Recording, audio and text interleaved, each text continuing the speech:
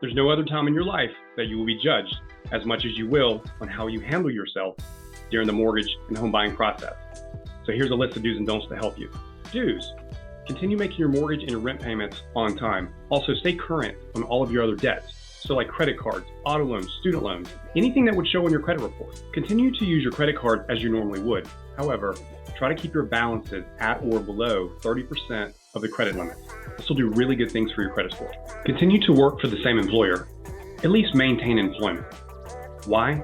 Do I even need to explain? No income, no loan.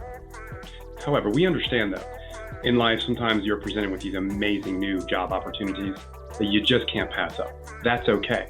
And it actually looks really good for your loan, so long as your compensation plan and job titles and so forth stay consistent. So just call your loan officer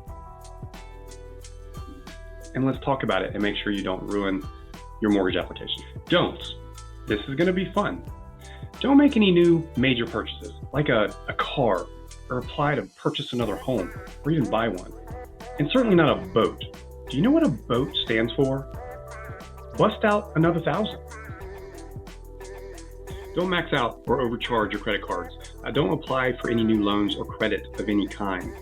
Don't consolidate your debts into fewer accounts. Don't close your current credit cards. And before you consider paying off collections or charge-offs, please consult with your loan officer. All of these things I just mentioned could negatively impact your credit score and therefore negatively impact your mortgage application.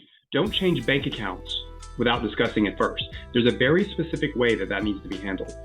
Don't have excessive transfers with funds going from one account to another, maybe back to the original account, because when you transfer funds, you most likely are gonna have to document every account those funds were going to and from, and maybe back to cash.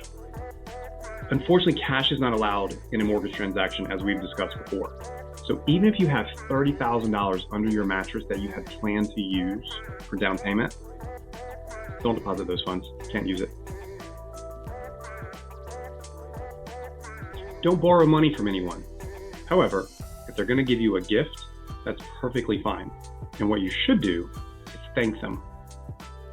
Finally, if you're refinancing your home, don't start any major home improvements before the appraiser appraises your home, because what will happen there is they come to the property while renovations are in process.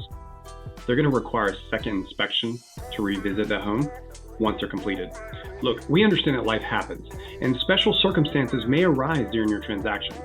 But the main point I want to drive home here is that if you do need to make a change to your situation, just discuss it with your loan officer first.